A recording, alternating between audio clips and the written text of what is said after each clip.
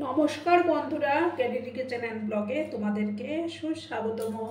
আশা করি তোমরা সবাই খুব ভালো আছো এবং তোমাদের ভালোবাসায় আমিও খুব ভালো আছি। আজকে আমি তোমাদের সঙ্গে কালো জিরে আলু দিয়ে ইলিশ মাছের ঝোলের একটা রেসিপি শেয়ার করব। তার জন্য আমি দেখো এখানে 6 পিস ইলিশ মাছ নিয়েছি। সেটাকে ভালো করে ধুয়ে নুন, হলুদ আর সামান্য কাশ্মীরি লঙ্কার গুঁড়ো দিয়ে মেখে নিয়েছি। এবার আমি গ্যাসটা প্রথমে অন করে দেব।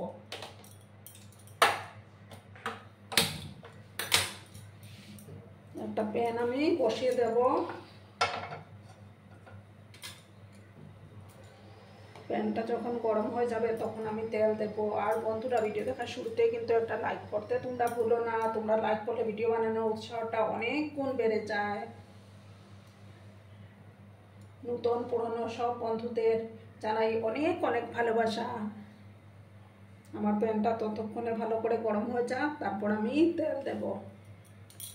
তোমরা কিন্তু ভিডিওটা একদম স্কিপ করো না, সম্পূর্ণ দেখার অনুরোধ রইল। দেখো বন্ধুরা, আমার তেলটা গরম হয়ে গেছে। কড়ার মধ্যে আমি সর্ষের তেল দিয়েছি, বুঝলে তো। এবার আমি একে একে মাছগুলো দিয়ে দেব। গ্যাসের আঁচটাকে কমিয়ে দিলাম।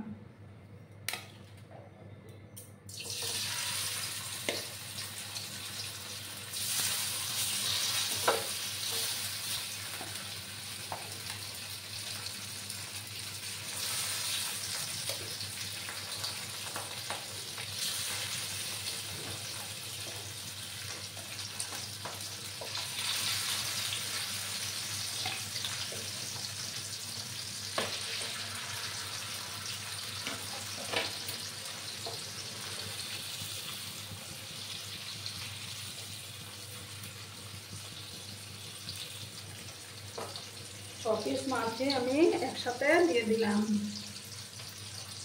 একটা সাইড হয়ে যাওয়ার পর আমি উল্টে দেব। দেখো বন্ধুরা, আমি এবার মাছগুলোকে উল্টে দিচ্ছি।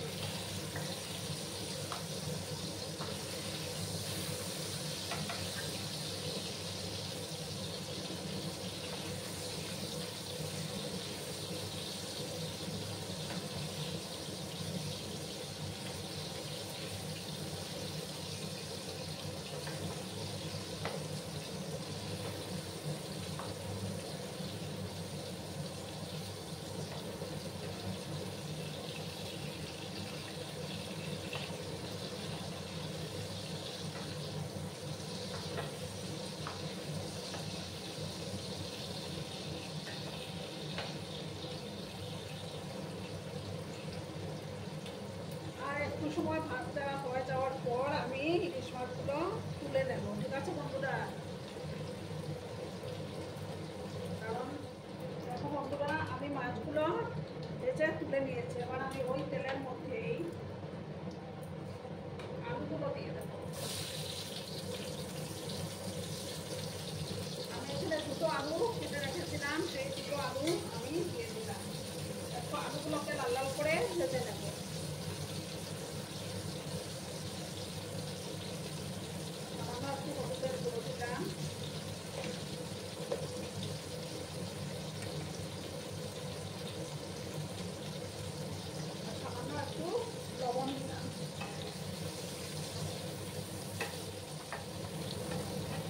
তেলটাকে আমি হাই করে দিলাম। এত লাল করে আমি আলুগুলোকে ভেজে নেব।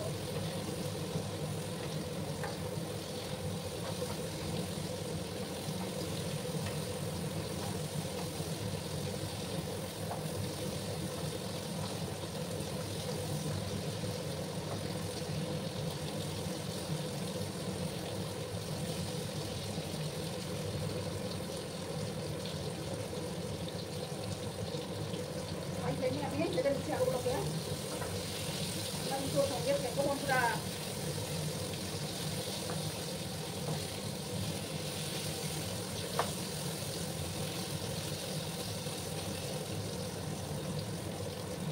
আলুগুলোকে আমি ভেজে নিচ্ছি। আর 2 মিনিটের মতো আমি আলুগুলোকে একটু লাল করে ভেজে নিচ্ছি।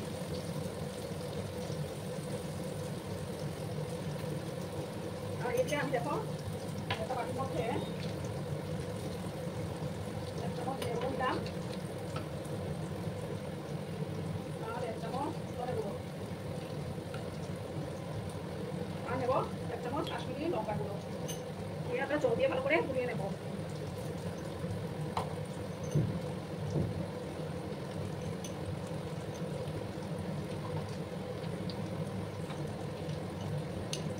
দেখো আমি মশলাটা তৈরি করে নিয়েছি।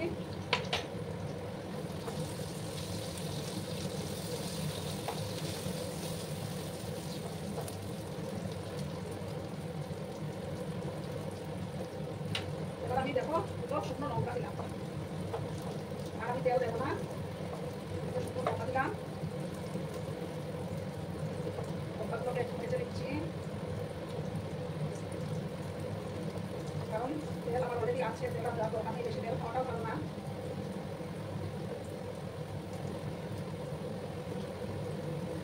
এবার আমি দেখো 1 চামচের মতো কালো জিরে দিয়ে দিলাম, ভালো করে নাড়াচাড়া করে দিচ্ছি। খুব সুন্দর একটা ফ্লেভার বেরিয়েছে।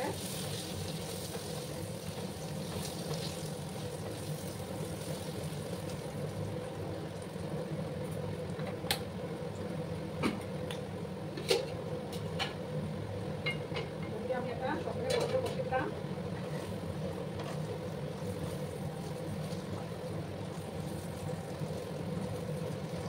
আমি মশলা পেস্টটা দিয়ে দিলাম,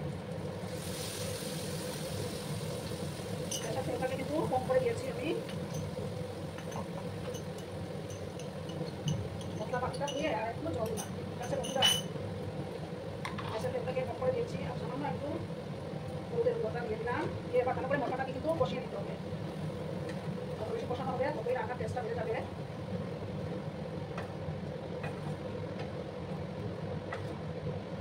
একটু সময় নিয়ে আমি এটাকে ভালো করে মশলাটাকে কষিয়ে নেবো। জল দিলাম,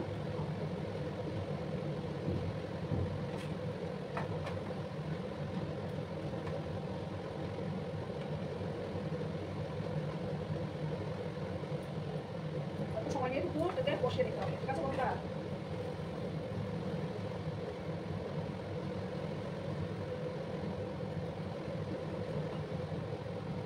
আমি রান্নাটাতে গরম জল ইউজ করবো, তার জন্য আমি গরম জল বসিয়েছি। দেখো বন্ধুরা, আমি ভালো করে কষিয়ে নিচ্ছি। অফ ক্যামেরাটাতেও আমি কিন্তু ভালো করে বসিয়েছি, কারণ সম্পূর্ণটা দেখাতে গেলে তো ভিডিওটা অনেকটা বড় হয়ে যায়। ভালো করে কিন্তু কষিয়ে দিতে হবে। মশলাটা থেকে যখন তেল ছাড়তে শুরু করবে তখন আমি জল অ্যাড করে দেবো।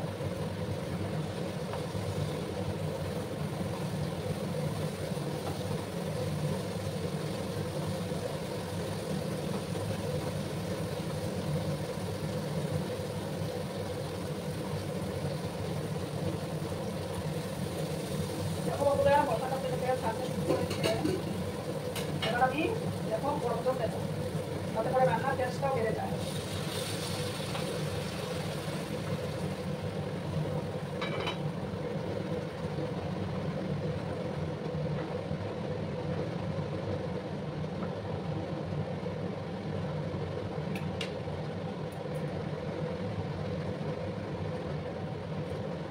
এবার আমি পরিমাণ মতো লবণটা অ্যাড করে দিচ্ছি। ঠিক আছে,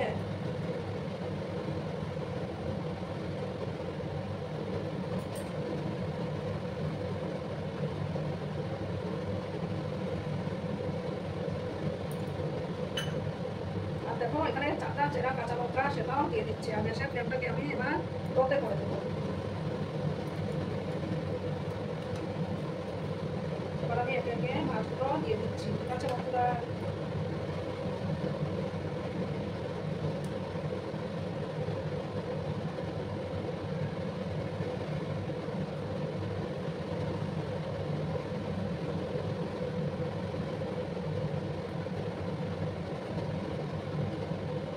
মাছগুলো দিয়ে আমি আমার ঢাকা দিয়ে 7-8 মিনিটের মতো রেখে দেবো। ঠিক আছে বন্ধুরা, 7-8 মিনিট পরে আমি আবার ফিরে আসছি। গ্যাসের ফ্লেমটা কিন্তু আমি লোতে করে দিয়েছি। তোমরা কিন্তু সঙ্গে থেকো, দেখতে থাকবে আমি কি করছি না করছি। বন্ধুরা, 7-8 মিনিট পরে আমি ফিরে আসলাম। তার মধ্যে আমি অনেক কাজও করে নিয়েছি। আমার তরকারিটা দেখো অলমোস্ট ডান। এই যে দেখো আলুগুলো সিদ্ধ হয়ে গেছে। এবার আমি গ্যাসটা অফ করে দিচ্ছি, তারপর পরিবেশনের পালা, তোমরা সঙ্গে থাকো। দেখো বন্ধুরা, আমি সার্ভ করে দিয়েছি, কেমন হয়েছে অবশ্যই কমেন্ট করে বলো। কিন্তু তোমরা তোমাদের এই মিষ্টি মিষ্টি কমেন্টগুলো পড়তে আমার কিন্তু দারুণ লাগে। আর এতক্ষণ ধরে আমার ভিডিওটার সাথেও পাশে থেকে আমাকে এতটা সাপোর্ট করার জন্য তোমাদেরকে আবারও জানাই অনেক অনেক ভালোবাসা এবং অনেক অনেক ধন্যবাদ। ততক্ষণে তোমরা সবাই খুব ভালো থেকো, সুস্থ থেকো, আনন্দে থেকো। আর আমার ভিডিওটার কোনো অংশেও যদি তোমাদের একটুও ভালো লাগে তাহলে তোমাদের বন্ধুবান্ধবের মধ্যে একটু শেয়ার করে দেওয়ার অনুরোধ রইল। এবার আমি বিদায় নিচ্ছি, ততক্ষণে ভালো থেকো, ধন্যবাদ।